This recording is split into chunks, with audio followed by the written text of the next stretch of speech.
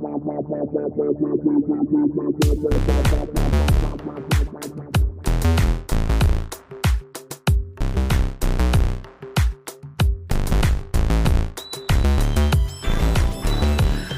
to you from the dining room table at East Barbary Lane, welcome to a special episode of Full Circle, the podcast. I'm your host, Charles Tyson Jr. I am delighted to have today's guest sitting with us. We got an artist in the house, y'all. This wonderful individual describes themselves as a storyteller, which doesn't really do them justice. They are a writer, they are a photographer, a graphic, they are all kinds of things. Juliany Taveras is in the house. Hi, Juliany. How are you? Hello. I'm so well. I'm so excited to be here. Thank you for that very sweet introduction. It's so good to have you here. So you are so many things, as I said. You describe yourself as a storyteller.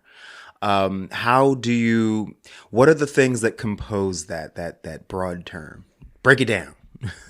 Yeah, let's break it down. I know I'm a big fan of general terms sometimes because it gives me that room to be multiplicitous, but then I love the opportunity to also go into that multiplicitousness. So thank you.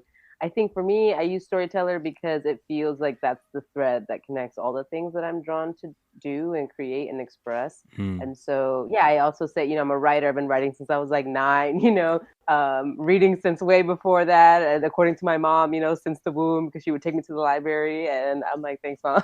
Thanks. I'll give you that credit.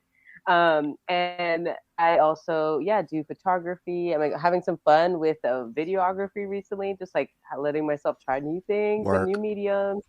Thank you. I'm a graphic designer. Right now really on a big zine kick. So all sorts of things that sort of just are different avenues. And even in college, right, I was like a media studies major because I was like, oh, I'm going to study English or drama. And then I got there and I was like, y'all got too many rules for that. So I'm gonna go ahead and do this thing where I can do media studies and bring together everything I care about, which was English and theater and Africana studies and Latin American studies and gender studies and American studies and all these sort of things. So I feel like that's sort of why I sometimes use a general term, because then it helps to just sort of capture all of it, which is just the energy of wanting to share stories, process the world through them. So the act of making them does something beautiful for me. And then even more beautiful when I can share that and it resonates with others and we can connect over those stories and connect over our vast differences and our vast similarities. So all sorts of stuff. It's fun. I love it. I can see your W-2 name, Juliany, occupation, Juliany. Fabulous. And so the through line of your work, you like to pay attention to the Afro, Indigenous, and queer trans diasporas, which I love. Talk to me a little bit about your own queer journey and how it infiltrates your work. Oh, yeah. What a journey, and and still on it, right? Right. Exactly. Thank you. Which is the I would hope part of, yes, right? We're always becoming.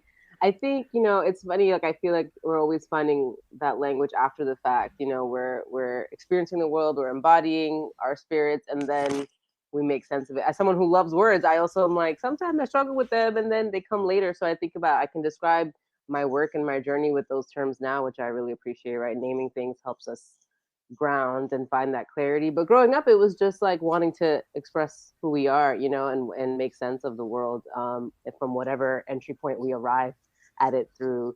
So as a young kid, I grew up in a Dominican American immigrant family household, Catholic household. I love my family a lot.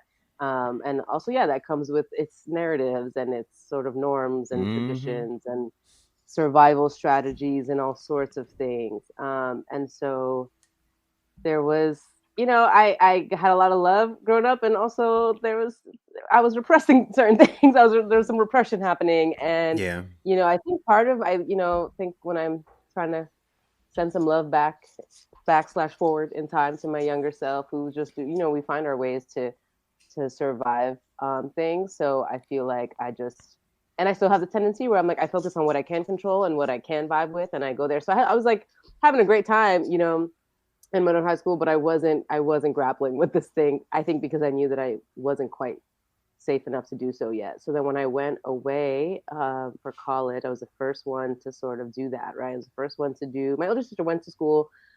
She went to college, but she went to college in the city, which is where I'm from, New York City. And so it was still very much like at home, like commuting, and I was the first one being like, I'm gonna go live in the Yes. woods in the first school. And my mom was like, what?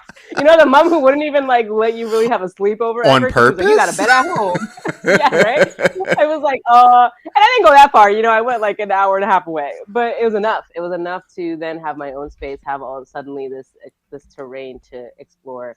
And so that's really where I hit the ground running with, queerness and also being racialized or coming into feeling racialized for the first time consciously, because I was Mm. in a predominantly white space for the first time. Before that, I had never been in a predominantly white space. I'd actually always been in predominantly black or brown spaces or a very mixed space. I went to high school in Yonkers outside of New York City, super immigrant city. So like everyone was from a different place, and that was kind of the norm, which has its own things. But like anyway, I went to college and I was like, oh snap, there's mad white people out here. Like this is what y'all talking about. And so coming into that and having the freedom to explore my queerness at the same time, yeah, it makes sense that then those things have always together, grappling with that in a conscious way has then from that point on sort of shaped how I tell stories, which is often think angsty, right? Questioning, like kind of messy, like all that process. And I think about diaspora a lot because that shaped my experience, right? Being the first one in my family born in the States. So being part of that sort of migrant Caribbean diaspora, which is part of a larger sort of Afro-Indigenous diaspora. Dominican Republic was the first site. That island, Haiti, was the first contact Yep. of what we now call, people say 1492, like that year was that island. That's what we're talking about. Mm-hmm. And so that's definitely, those are the legacies that then inform also, yeah, just how I personally am moving through the world and grappling with questions about history and also about futures and just right now. What am I doing right now? So yeah, that I don't know. I feel like I'm just rambling at this point, but No. that's a little bit of the journey. Well, it's a lot. Yeah, exactly. I'm like, I would pause there because there's much to say. We will get into the muchness. It is okay. So, I was looking through your plays that you've written, and the through lines that I caught were love, loss, finding oneself, losing oneself, and the strength that comes from that entire process. And I also noticed the element of time plays heavily into a lot of what you do. Talk to me a little bit about, your plays and how you approach uh, these things, because each one is different, but there is that through line. Because then I want to get to your most recent project and how it's different. Yeah, wow, thank you for that reflection. It's so, yeah, special to me to hear folks, share with me how they receive, because I'm just kind of in the thick of it, and then I just sort of throw the stuff out, and Right, then, fwa to hear here. other folks sort of, yeah, I'm like, here it is. This is what's going on in here. So thank you. That really resonates. I do think that is a lot of what is at the heart of things I write, even if their settings or mediums are really different. Um, and I think, yeah, I mean, the love and the loss, right? It's like the cycles. I'm always thinking about cycles and spirals. I say the word spirals so many times in a week recently, Hey. especially. I'm just like, we're in the spiral, it's spiraling. Because trying to, like, yeah, that thing of like trying to make sense of the world. And those are the three ways: we have love and we have loss, the yin and the yang, and the sort of the underbelly of the beauty, all those things. I'm always sort of like trying to hold it all at once, I guess, is like, how can we hold all of this at once? Because we are tasked with that, right? We come into this strange life and this strange planet, and there's so many gorgeous, amazing, soul expanding things, and there's so much horror, and there's so much loss, and Mm. there's so much pain, and there's so much violence. And we also live in a pretty binary colonial system. So then when it's something I'm constantly thinking about with my work that I sort of describe as like it's my own journey to try to expand my imagination again, reclaim my imagination beyond colonial restriction. And if it can help other people do that too, because we help each other, that's how we collectively, shatter more violent realities and create the ones we want instead. And so I say that because then it's like we're in the binary thinking model, right? We're sort of told to always choose one way. And I'm like, well, all of this is true. How do we hold all of this? So I think my stories are sometimes trying to do that. Definitely looking at relations, yeah, love and like how, and like also non-normative kinship structures, non-normative to this again colonial model, but like Right. ancient ancient kinship structures across generations, across histories, like it doesn't, beyond blood relations, also those kinds of things I'm always thinking about. And then when it comes to time, like, yeah, I appreciate you sort of observing and naming that as well. I think I am often thinking, like, for one, what is the shape of the story I'm trying to tell? And that is often, right, the way that we move through life is through a certain shape of time and space. I used to love math. This is a quick tangent that's sort of related. But I was a big math nerd growing up, actually. And then when I went to college, they kind of, again, that sort of binary tracking, right? They're like, okay, well, are you going to be STEM or are you going to be humanities or whatever? Right. And I was a big, I was a writer, and that was like my core core sort of identity in this angsty teen year. So I was like, well, I guess I'm going to go on this track. And then they don't really let you, they don't really let you take math and science if you're not like serious about it, right? It's like, well, all the majors get first dibs in these classes. So Gatekeeping, yeah. I didn't get to study it formally once I got to college. But I'm always thinking about math and like astrophysics, because it's all to me like the math is the spiritual. And so when I'm thinking about time and the shape of a story, and that's all connected to what's happening, like, in the story spiritually and around these other themes as well. And yeah, I think that time is a spiral and is this full circle and is this like all these sort of indigenous ways of thinking about time. I talk about it with my friends of color all the time, is that we all are communities. Whatever our colonized community is, there's so many, we all have our unique histories, but we all have a way to talk about having a sense of time that functions differently from whiteness's time, whether we call it CP time or island time or Well, Indian time. Like, we all have a way of saying it. And it's real. It's because we literally are inhabiting, ancestrally, we inhabit time and space differently. And we're experiencing still, right, this like colonial structure that's trying to control how we inhabit time and space. So in my stories, I get to I get to do that, right? I get to be like, well, actually, time is a spiral, and we're going back and forth, and we're going up and down, and we're going east and west. right. So I had a lot of fun getting to do that with my work.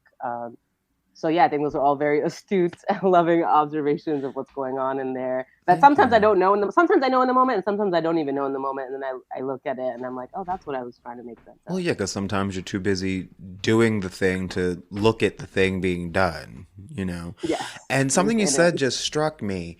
I never really thought of the way we perceive like time as this regimented structure as being like a colonialized concept until just now. Yeah, that's real. Right? That's Oh, real. right? Yes. Even though you haven't necessarily thought about it or like named it that, immediately, right? When I say that, you can feel it because your body Right. knows what we're talking about. Yes. Right. And, any deviation from that is considered, being lazy or considering not being, you know, what's that word I'm looking for? Like not being industrious, not Mm, being valuable. And that's interesting, especially considering the direction that demarcation came from, from them to us. yeah. Mm-hmm. Yeah. Okay. Thank you for that. You just Right. gave me something to walk away with. Yes, right. We're both gonna be chewing on that later. Like, yeah, like no, I'm constantly encountering, other really brilliant people talking about this or giving a new sort of angle or perspective or weaving another part of history that connects to this, where it's like, yo, really, they had to enforce a certain ideology around how we relate to time and our labor and all these things in order to exploit us, exploit our Right. land and exploit our labor, right? And it's nuts. And it's a huge, very like, yeah, I'll talk about process and lifelong. I'm still very much in the thick of it of like, whoa, how do I disentangle my sense of self worth and my sense of how I use my time right? And we're talking now with social media and all these things, how that's what they make money off of is our time and attention. Like we are at that Hmm. point, so it's all there's a lot there for sure. We can keep, we'll circle back, we'll talk about it later. But yes, Right. there's a lot to chew on. Right, because I want to get to your most recent project, which simultaneously feels like a departure from your previous stuff, but also right on track. You are working on a play of the acclaimed children's book Morris Micklewhite and the Tangerine Dress. And that just makes me go, Talk to me about this project and why it's important to you. Oh, I love that sound. Yeah, that's how I feel too. In it. Oh my gosh. Yeah, so this project, it's interesting. It is sort of this simultaneous departure and right on track in the sense that it was something that was brought to me. It's actually my first ever commission. Shout out to these theaters in the Work. Midwest for seeing Congratulations. seeing something fun. Thank you. And seeking me out, which was really an honor because it's a beautiful story. So yeah, it is that thing where I get this and I'm like, oh, I've actually never seen this book before. I checked it out and then I was like, but wait, yeah, I saw immediately where the connections were and where I could offer my own experience and writing style to the story. So I was really excited to meet with it's three theaters. We're premiering in Minneapolis very soon, but we also are working with the Children's Theater in Chicago and the Rose Theater in Omaha. So it's going to be a very fun, ongoing process, and we're going to get to see different iterations of the story, which is really exciting.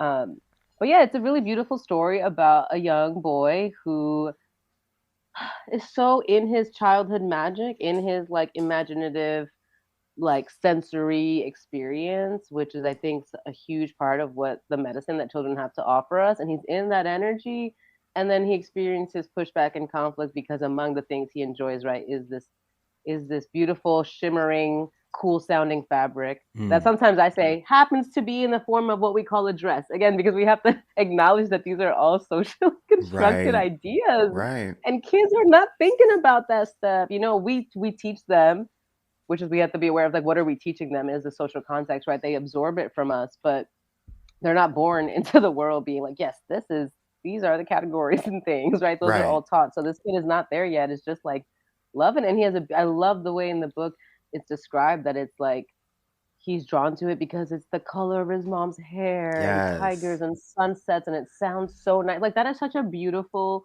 like pleasurable sensory experience, right? And that's what And it's such a is kid happening. thing.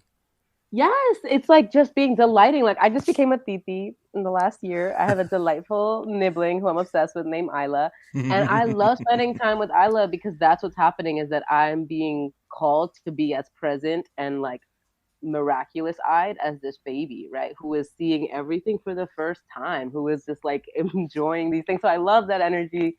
And that's Morris's energy. And then he gets, experiences bullying for it. But then the story is about how his imagination and his loving mother and his storytelling in his own mind really allow him the courage to continue showing up as himself, even if people are trying to tell him, control him, tell him to move differently. And so the play, yeah, the play is that. It's pretty true to the book, but we just have more space and more life to work with, right? Because it's this three-dimensional theatrical space. It's a little under an hour, so we have room to what I say, like, oh, what might just be a line or a single illustration in the book. We get to step into that world and see Right. a whole scene play out and see what are these kids saying and how is Morris processing it. And that's definitely what guided me adapting it is always like what is Morris experiencing and feeling and how can I capture that theatrically. I love it. Yeah, it's like it boggles my mind to this day, especially having seen it from the inside as well. You have a kid who is just doing kid things and is like the embodiment of innocence. And we feel the need to just put our nonsense on them, like stop having fun and enjoying life. That's not what the world is. It's like, why? Why do we do that? Who is that really for? Why do we? And I think if it would be a lot different of a world if we just stopped to ask ourselves why. I think a lot of people are not even stopping to ask themselves why they're perpetuating a certain thing that maybe happened to them, or that it's very powerful social systems at work. And I don't think enough people stop and ask why. Wait, why am I saying this to this kid? What is this impulse I have to yeah, just like all mess with their joy? Like, damn, like maybe if we were a little more joyful, we wouldn't do that to these kids. Exactly. And the whole heteronormative structure, it's like it feels like it's just one long joy killing experience if you ask me. I would agree. I would agree. I just walk around all day being like, listen, the colonizer system is trying to kill our spirits. It's a spirit killing machine. And it's that. It's like that's what it's really trying to like, yeah, suck it all the beauty out of life into God knows what. I don't even know sometimes. I'm like their logic doesn't even make sense to me at one point. And another, yeah, like I feel like what you reminded me of too is when people do this thing to young children where they're like, well, the real world is this. Well, I'm gonna, in my home we gotta do this because you gotta get used to the real world. And I hate it. I hate Right. it so much because I'm like, first of all, we constitute the real world. We create the real world. It is not something that we are powerless to influence. Thank Like literally you. what we do is what creates it.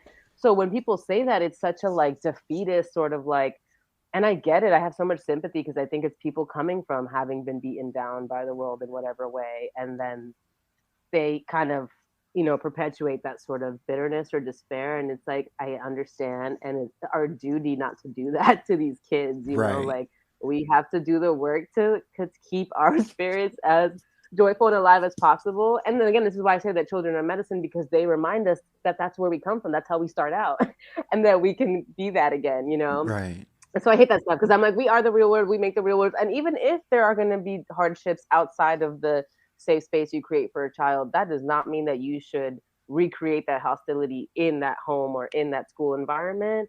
Because what? Like, then that's like, I don't get the logic there of like, if we have the power to create a space that is safer, more joyful, we should do that. Even if you do have to tell them everywhere is not going to be like this.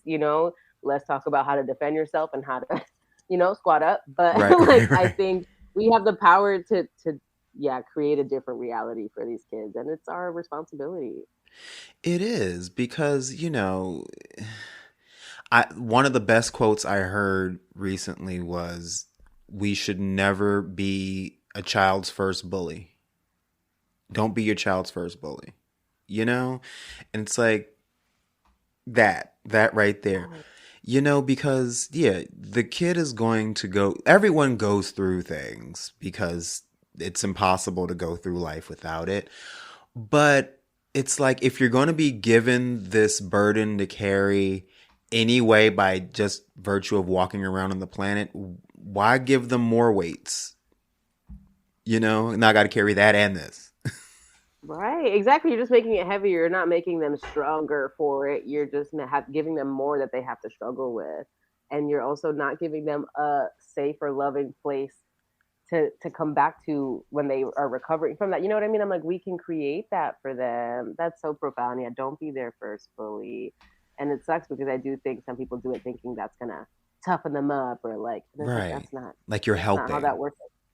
Especially at that age, I'm like, I think people also in general need to know more about childhood development and what's happening at these ages and how rapidly we're learning and how formative these things are to us, because you're literally where what we do to a kid in those times is crafting their worldview, is crafting their sense of their own self, and that's actually what's going to make them stronger against any hardship they come up against, is having a super solid self-worth and confidence, and knowing that they're loved, knowing that they're cared for. So yeah, I'm a big so I feel really honored to be right now in this time of my creative work, getting to contribute to the landscape of like theater for young audiences and stories for children. I actually also adapted another children's book. So I'm like, okay, if this is my calling right now, I dig it because I'm Hey, passionate about being that, yeah, and for there's a young people. market. There is a market for it, I'm like, especially ready. Keep now. calling me. Because we have in this age of, banning books and not even being able to like say the word gay or queer or LGBTQ and just getting rid of flags in classrooms. It's like, what are we doing? Like, why is this, of all the things we could be rallying against, You know, I just, so yeah, children's theater in general as a means of escape, but children's theater as a way of like inspiring and broadening of the mind, it's very necessary right now. So I'm so glad that you're a part of that landscape. Yes, thank you. Me too. It's a huge honor. Yeah, I really feel super grateful to get to do it. Like I was just in Minneapolis for the start of rehearsals of the play, and that was super exciting to be with that. We have some amazing young student actors and my awesome director Heidi, and just like bringing the story to life. I'm super excited. I'll be there again next week for tech, and that's when it all comes together, right? All the costumes and the lights, and it's gonna be like, wow, yes, we're crafting this hopefully incredibly like embodied immersive experience for young people and people of all ages to connect with that work. That's something I'm also passionate about. Is I'm like, well, I would be happy to work on children's stuff for the rest of my life because it's not just for children. Like I'm like, it is, they're the focus, they're the center, they're who I'm thinking about the most. But I think about it all the time where I'm like, again, all of us at any age would do Yep. very well to continue engaging with children's stories, with our own inner child, with other young people, because it's what allows us to keep in relationship with that joy and with that preciousness and with that sort of freedom that I think children come into the world capable of. Exactly. We all need to tap into that joy because, if we don't have joy, what are we doing this shit for? you Literally. know? It's like, wait a second, what am I fighting for? Aren't I fighting for a better day to day life, a better, joyous experience? We definitely need it. Exactly. So tell me again, where and when the performances of Morris Micklewhite and the Tangerine Dress will be. Yes, we are premiering in Minneapolis, Minnesota at Children's Theater Company, and we open on October 10th, I believe, for previews. And we have two amazing casts because it is young people, and you got to respect their school time, their fun time, So we have two full different casts. So I'm like, everyone go twice. If you can go Right. once, go twice because they're all really talented and bring their own flavor to the characters. And we are running until I don't have the mid-November, like mid November 19th or something like that. Okay, nice healthy run. Yeah, Fabulous. yeah, robust. And we're going to put the information for the show in the notes to this episode so that anyone who is within the sound of our voice, who is able to attend, can go as often as they would like and bring a gaggle of new people each and every time, because this is something that is just good for us. Dang it. Right? Yeah. Simply put, it's gonna be good. It's gonna be good for us. It's yeah, I love, like, I when I saw what you were doing, I was like, this is so important. It's so right on time. This is what we need in our world. We need an example of, a child's joy and what outside influences can do to that joy and how we get to the other side, because that has levels, that has layers. Oh yeah, it's a process, and that's what we talked about, a lot in the script writing process. Because there were many months where I was just working on the first few drafts from this room, my room in New York, and doing Zoom calls with the artistic directors of the theaters, and they were always really helpful and generous and curious with their feedback. And we are definitely, yeah, holding that awareness of the time that we're in, right, the moment that we're in, and really trying to tell the story as impactfully as possible. And yeah, like you said, there's layers to that. It's not like, oh, you know what, it's bullying is easy, like just it gets better, don't worry about it, like Right. just be Solved yourself, it. yeah, it's easy to just like just love yourself harder than they hate you. Like it's not that easy. Like so we really were like, how do we capture that? How do we capture, Morris's set him up and all his glory and his joy and his power, and then show exactly how hard and difficult and dark um it becomes for him in the face of this, pushback and this, sort of hateful thinking from his peers, and really like having a moment where we're like, this is bad, like this is difficult, and right in an immersive context like theater, that's going to be hopefully very felt, right? Like we're going to be, that's what drove us this entire process, is like, how does Morris feel, how is Morris seeing this moment, and how do we capture and share that feeling with people. And then it makes it all the more, yeah, powerful when he is able to like dig himself out of those trenches, you know, with support. And something I love about the show, the book, and that we try to capture in the stage adaptation, is that there are peers of his who start out very much in this sort of bullying mindset, kind of going along with the bullying and the hatred, and then they have their own journeys too. So even though I say it's Morris's story, we're here for his journey, and he's the one experiencing this, so like he's at the center of our attention, you know, like that's who we need to be uplifting and supporting the most, which is true on a larger scale, right? Like the most marginalized, the most directly impacted, the people who are experiencing violence at the hands of these systems, like that's who we need to focus on. And within that, when we do that, it actually holds space for everyone along the spectrum, along the behavior. So that you have these kids who start out kind of just following suit, right? There's like, they're like, yeah, you know, going in, you know, agreeing with the mean thing. And then they have their own journey where by the end of the show, they're changing their behavior. They're like, oh Mm-hmm. wait, this was maybe not the coolest thing of me. And maybe that was not the vibe. And you know, not all of them do, because that's another thing that's not going to be that neat. You're not going to have everyone playing together and high-fiving at the end. Everything's fine now. You know, Right. it's not how it happens.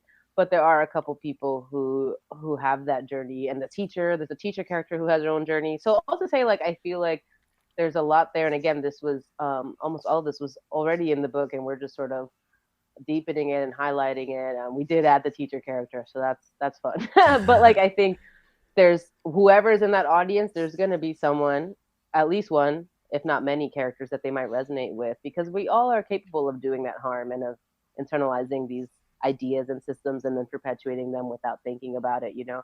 And it's about, can we catch that and can we change that behavior?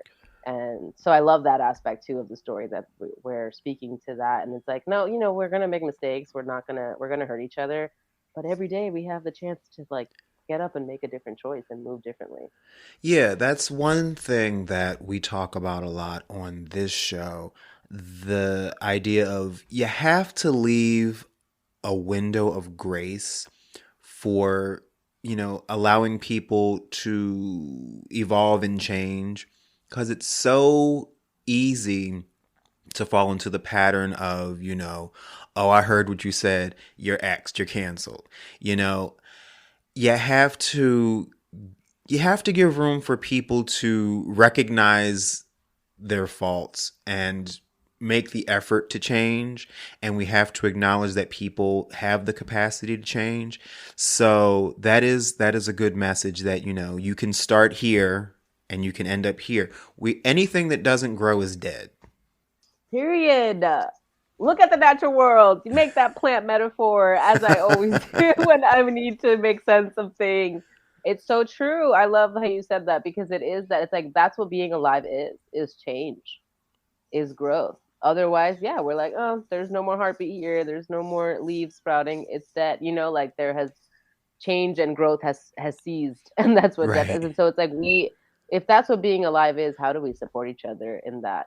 And it's, I think, another, to bring it back to early in the conversation, it's another sort of consequence of binary thinking, right? Which is like we're either good or bad people, and Right. someone else is either a good or bad person, and you're either, yeah, like good to go or you're canceled, you know, whatever that is in the current sort of lexicon. And it's like that doesn't make any sense, Right. because we all are capable of hurting, and we all are capable of nourishing and of changing. And yeah, I think there's so much nuance there, of course, because there's so many different situations. And I'm a big proponent of everyone gets to have their boundaries, right? Which is different than saying that someone is completely a bad person, or like, you know, like Right. I would say Morris, right? And Morris in the story, you know, y'all won't even spoil it. I'm gonna let y'all go see what happens with these kids. But I was saying I would support Morris in any decision he makes as to how he wants to receive those kids after they've hurt him. You know, so that's one thing where it's like that can coexist with the idea that they're allowed to grow and change. So I think that's important too. Where it's like, yeah, we can all grow and change, and that doesn't mean that we're entitled to people's forgiveness or that we're Right. entitled to be in every space. So Right. those nuances too, where I'm like, if you can hold grace for someone and they can change and you can deepen and continue relating to each other, that's beautiful. And if maybe it doesn't happen on the right timeline and it doesn't, then that's okay too, but there's still allowed to be a whole person that is on their journey, even if you have Right. your boundaries to that person. So yeah, I think there's a way to have it all, Right. hold it all. Right. Yeah. Just because, I recognize that you are capable of change and that you are changing and growing doesn't mean that you have to change and grow here with me. Right. That doesn't mean that I have to be the testing ground for your change, right? Right. Like, go do that. But I always like to say, even in my own life, like, the door's always open. The door's always unlocked, I should say. Sometimes I'm Ah, going to have to close it to give us a little space. But if you can make the effort and do that growth and change, right? And same thing I say for myself, right? I would respect that in other people if, I'm on the other end of that, if someone has that boundary. Um, but in my life, yeah, the grace I give is always like, hey, the door's unlocked, but you gotta meet it and turn that knob, if I have set that sort of space up. I like that. The door is always unlocked because, right, if the door being open implies that you have to be the one to put forth the effort. Right. Okay. I see you. I like that. I Yes. like that. I'm going to start Thank using you. that. Thank you. My door Yes. is always unlocked. Are you gonna do the work to get there? Right. Yeah. Because I won't know all this effort that you're putting in unless you put the effort in.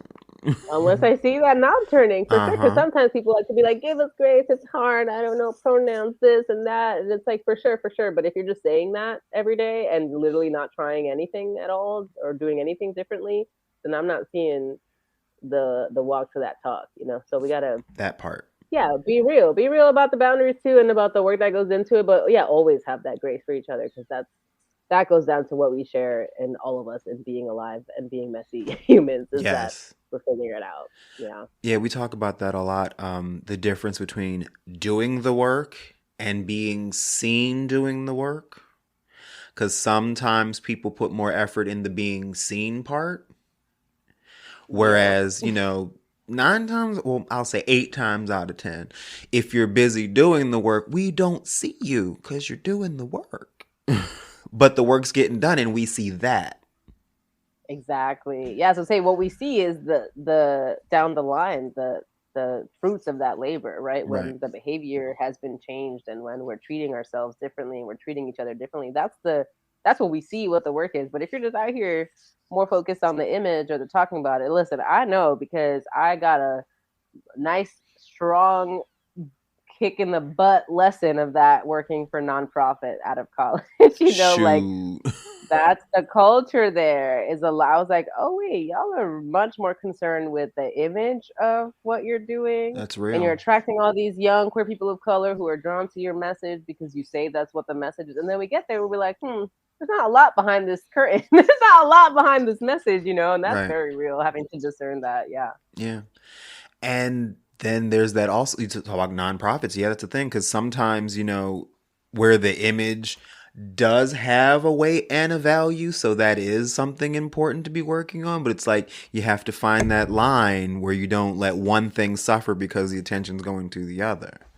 Right. I think it's that balance for sure. Because it's not that it's not important how we, right? I'm like, I can't say that. I'm a writer and an artist. Like, it's all about the thing that we're putting forth, right? The language that we're using in the image. So I'm like, I totally get it. Like, it's how we communicate.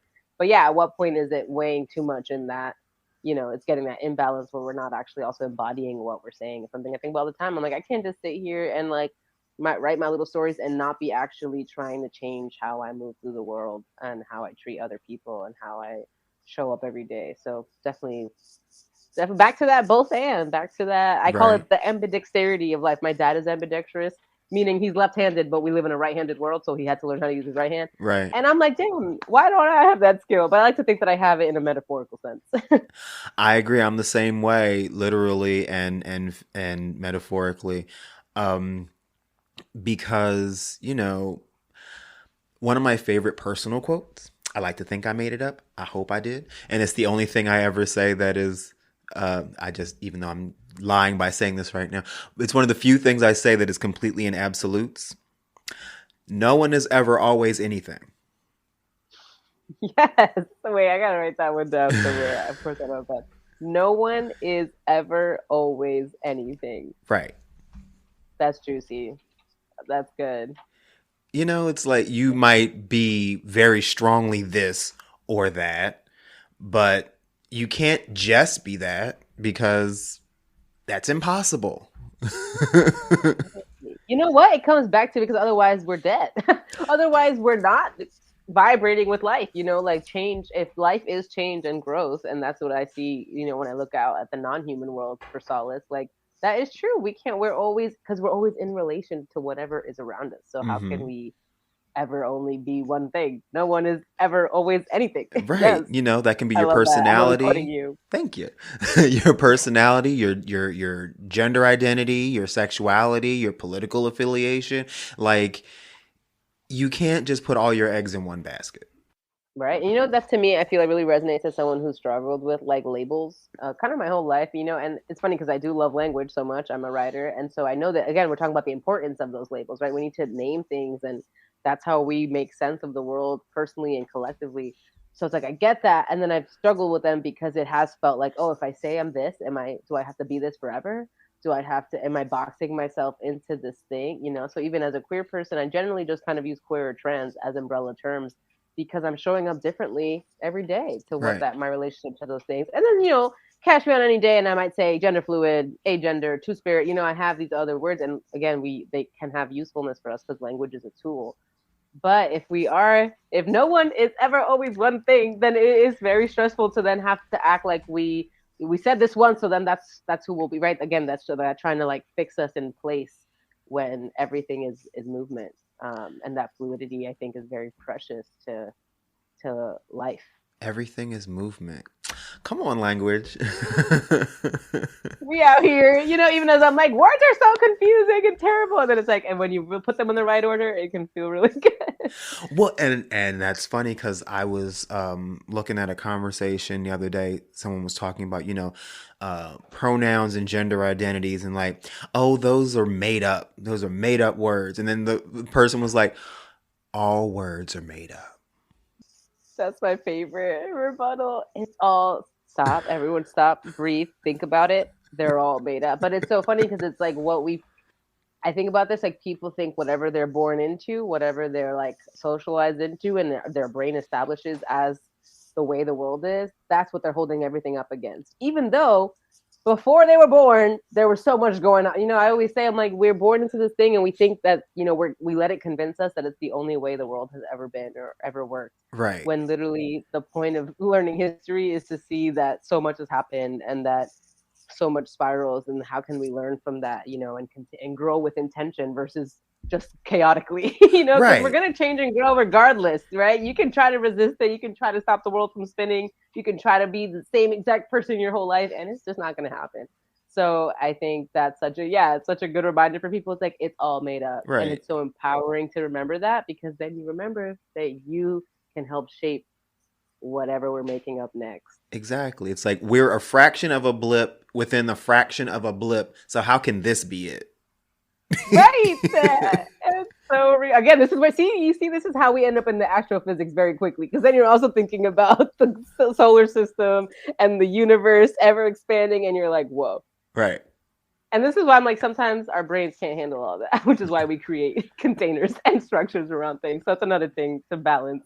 Because sometimes I'm like, I can't think about this. I will start freaking out right now. It's too much. But it's important to relate to it. I never thought about, I kind of did. We put boundaries on things as a safety mechanism because we're afraid of spending too much time thinking about the enormity of everything.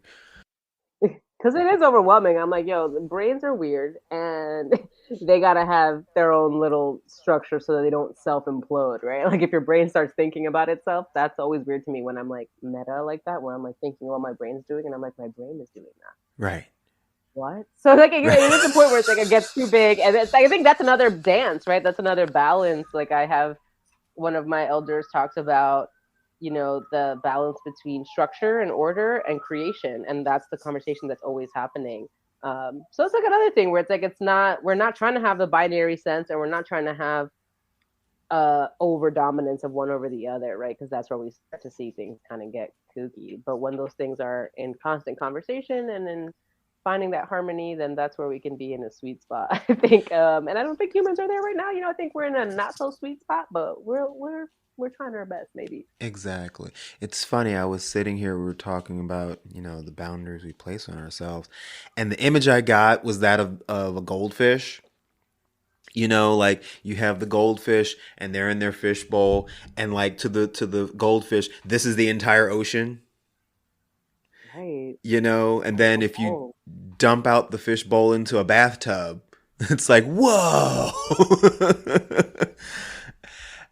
Right, and that fish might not even know there's a pool and that Right. there's a sea, for sure. It is that. Yeah. It's, yeah, we need to like realize, and I'm wondering if that's part of the reason for all this. It's like, if we take the time to actually open our minds and see beyond this rigid place we put ourselves in, then we'll be aware of all the things we didn't know we didn't know.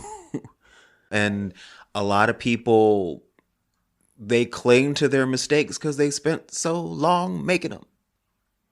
Yeah, that's a big one. I've seen that, with folks, older folks in my life where I'm like, I get it that it would mean reckoning with the fact that you could have made different choices. It would Right. mean reckoning with the fact that you didn't have to live your life that way and yet you did.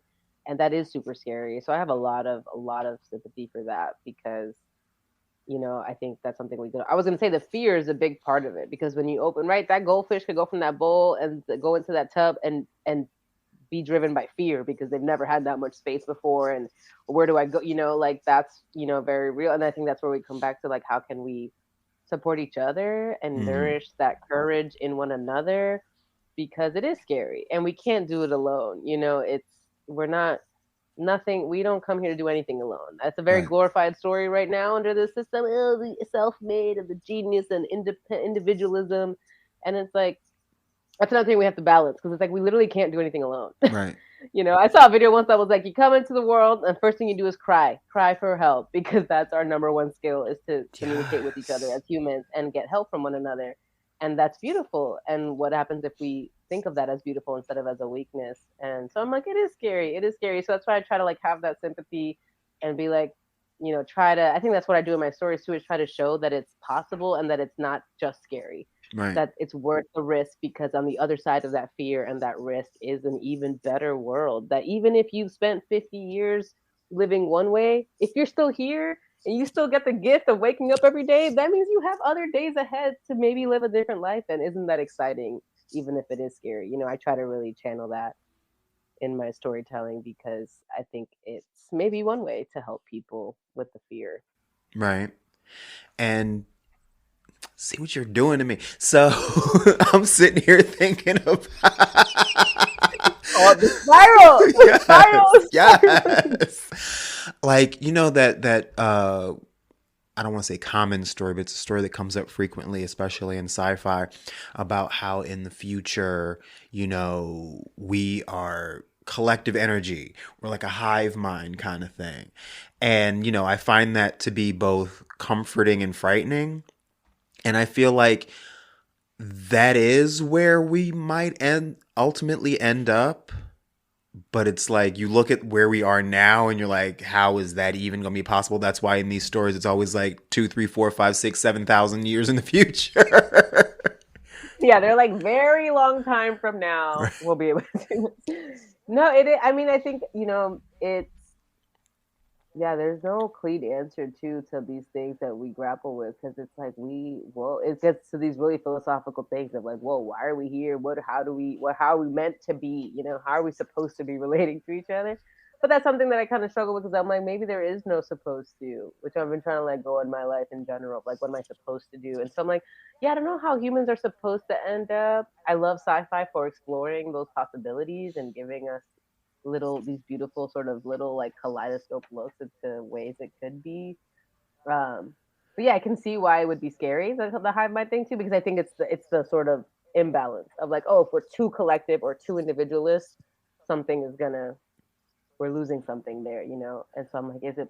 I guess it's always like this beautiful dance that I'm thinking about. Is it possible to have our self-expression, our individualism, be unique in who we are, and also be in this harmonious sort of collective experience together? That plus, um, I look around this motherfucker sometimes, and it's like I don't want to be a collective conscience with you. Yes, that's too real. You You know still what? flying a And Trump we got to be honest 2024 about that. flag. You know, that's such a good point because it's also like this idea of there being one beautiful, seamless collective is also, I think, a colonial concept, a very sort of like Christian colonial idea of like, and it's like, again, I always look to the, when I'm confused, when I'm like, huh, what? I look to the non human world because it's what we're gifted to make sense of things, I think. And I look at the non human world and there's all sorts of landscapes. There's tundras and there's rainforests and there's grasslands and there's caves, you know, and they're all completely different terrains. And the animal that is like, you know, evolved to work well in the cave, it's not going to do so hot in the desert or whatever that Right. thing may be, you know. So I think about that and I'm like, you know what, that's, I'm not here. And that's actually something I've been working on where I'm like, right, this idea of like world peace, we're all going to be one. No, can we all be though without killing each other? That's the question. I'm like, can you have these different spaces, these different climates, these different cultures, these different attitudes, these different ways of looking at the world, and just appreciate that they're all different and not have to create a hierarchy around them? Because I'm like, yeah, I'm not here to build with everybody, which is something I'm still, you know, trying to learn and hold, which is like, I can release. I don't have to fight everybody because it's not, everything is not my fight. And really, I'm just here to find my people and create my cave or my desert, you know, and do my thing. And that's all I want. And I just want to be able to do that and not have people, you know, trying to destroy my life for doing Right. that, you know. Right. And, you know, it's part of what's frightening about that thought is like, I'm thinking about the few times in recent history where we all were together for like about 5 minutes, you know, like the LGBTQ community came together for the most part during the AIDS crisis, you know, and then America, for the most part, came together at 9/11. So it's like we don't seek each other out unless it's a moment of like peril. And that's the thing we got to tap into when things aren't that bad. You know, it's like we got to Right. find why is it we can put aside our differences when we think we have everything to lose. Like, how is that different than now when there's a whole population of people, young people in particular, being actively legislated against? You know, why can't we have that same energy? It's crisis. Yeah, in my communities, in my pods, we talk about that. We're like, we can't wait for crisis to be working with and on each other. You know, like we, in fact, if we do that, that's going to make it more like, you know, it can be beautiful when we come together for that, but then it burns out, right? It's like a That match. it's got a And it's shelf life, because yeah. we didn't come into it with the skills to sustain that togetherness. So Right. what happens if when we're not in crisis, we are investing time and energy into learning about each other, caring for each other, showing up for each other, learning how we move through conflict. How are we going to handle? Because of difference, there's always going to be conflict, right? My mom likes to be like, "You're so idealistic. There's always been war. You know, there's always been class struggle." And I'm like, for sure, for sure. First of all, I'm just talking about how colonialism of the last 500 years is a specific subset of that. And Right. second of all, I'm like talking about not saying that there's never going to be, right? Then we're back at, if it's not growing or changing, it's dead, right? There's going to be difference. There's going to be conflict. We're going to, you know, again, I look at the non human world and I'm like, stuff happens. But how can we meet it with grace and with intention and with care for one another? So it's so real that we do only gather in crisis and then we're not able to sustain that. And I really think, yeah, having to, I think if where I'm at right now is like we have to just organize where we are and think about, yeah, you're like you said, you're not trying to build everybody, you're not trying to be one with so and so, you know. So it's like, cool, let's work with who we do have and have those strong small local communities. And if everyone's doing that, then we're way more well equipped to handle when crisis does happen or when conflict does come up, I think. I don't know. I say that and I'm like, I'm figuring it out. I'm trying. That's the plan Right. right now that I'm trying to do, but it's definitely easier said than done. Yeah, as is with so many important things. And this is why I'm glad that you are working in children's theater. Thank you. I want to. And you know why? Because I do think that kids have the capacity to understand all this stuff. And when we say, people like to throw out like children of the future and whatever, but then they only actually weaponize that to their own agenda, and are Mm-hmm. actually still controlling and manipulating children. And I'm like, that's not the vibe. The vibe is what happens when we actually care for children, allow them to be their full selves, and of course we're still teaching them, but it's not a one-way street. What if we allow ourselves to be taught by them in return? And what will literally happen to our future if the future is in the hands of children? Imagine a future where the children that we poured our love and care into then grow up to be really stable, self-loving, confident adults who know how to navigate conflict, right? Instead of repressed warmonger. Like, what could happen? Now you're talking crazy talk. I know, now it's like, now I'm just gonna get taken off the air. Like, it's getting too real. But that's why I'm like, this feels like deeply important radical work to me, and I'm really grateful to be a part of that, because it is that fundamental. And in a world where everything is moving so quickly and it's a lot of instant gratification, and I'm still struggling with that. I'm like trying to take breaks from social media because we get pulled into these loops. And so, of course, people don't want to do investing, right? Because investing in children to make the future better means we're looking, as a lot of indigenous folks say, 7 generations ahead. We're looking at what those long-term fruits of our labor are going to be. But if we're too caught up in what's happening right now, tomorrow, and what our image is and what things are, like, we're not doing that more deep-seated work. And it's a real Right. struggle. Like, I'm trying to, right? I'm saying this as someone who's trying to disentangle from that machine in order Right. to do deeper work. Yeah. Yeah, and I find myself caught up in that too, because now we have, for the first time, we have this generation of queer kids that are able to be more open about themselves and their identities and who they are.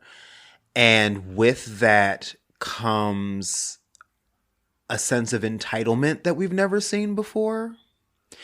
And, my first instinct is to be like, ew. But then you have to stop and go, well, wasn't everything that our generation fought for was to have a group of kids grow up that they could be, not encumbered by so much of the baggage that we had to deal with. So it's like, it's a double-edged sword. So Yeah. I guess we have to like supplement that with the each one teach one kind of mindset, I guess, because you always have to know where you've been in order to know where you're going and know where you Yes. are.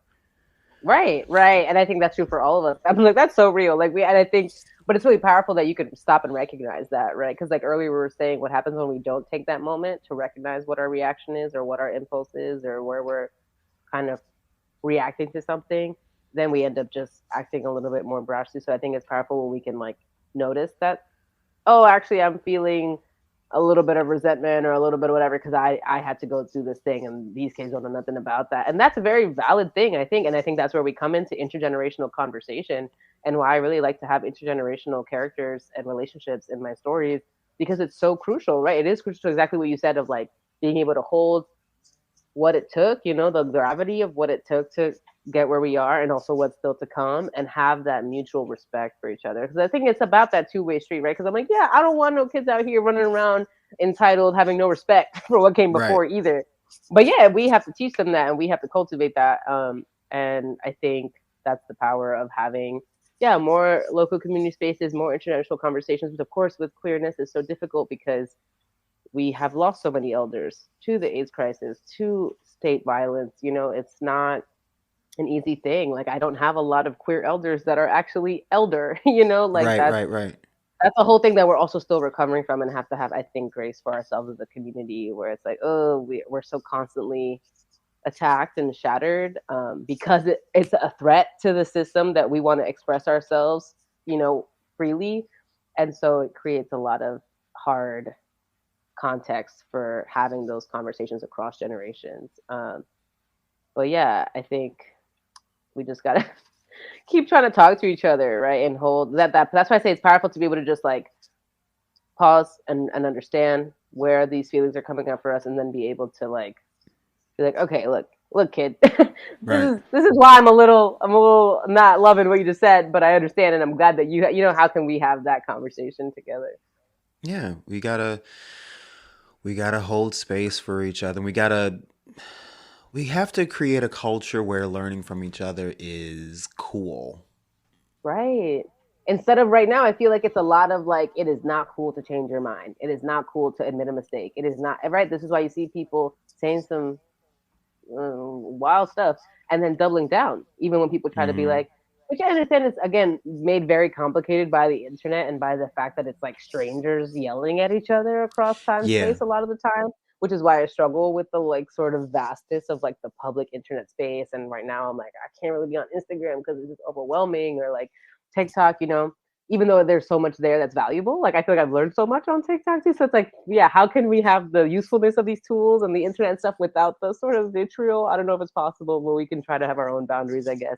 But it's like I get that it's like intense, and it is very much the way to just double down. And it's so powerful to see someone just be like, yo, I said this and I have since learned things, and thank you to the people who taught me those things, and now I'm gonna move differently. Like it's that simple, actually, but it's very scary for people to do because it's not cool. But how do we make it cool? I think we just have to like applaud that when we see it happen, and have the courage to do that as well if we do have a Right. public platform. Yeah. That's why I will always cape for nerds, cause and that's why I'm enjoying this conversation with you so much, because I love nerding out with artists. Yes. Like it's one of my favorite things to do. Right, because we can go. We're literally talking about astrophysics 5 minutes in. Like we're talking about colonial structures of time in 3 seconds because we're hyped. We're just hyped to learn Right. and talk about stuff. And I think I love that for us. I'm having a great time. Right. This is how we do. Yes. Be inspired, folks. You too can think about the world in all these ways. You don't have to be precious about these like fixed identities or viewpoints. They can always be changing, and that's beautiful. Which is like I'm like I have very strong values, I think, and I'm like that's important to stand for something. To know how you feel, but also that can change and will change, and that's okay. Because no one is ever always anything. Period. I want this bumper sticker now, or like a cool little. I know I'm gonna have to copyright that shit.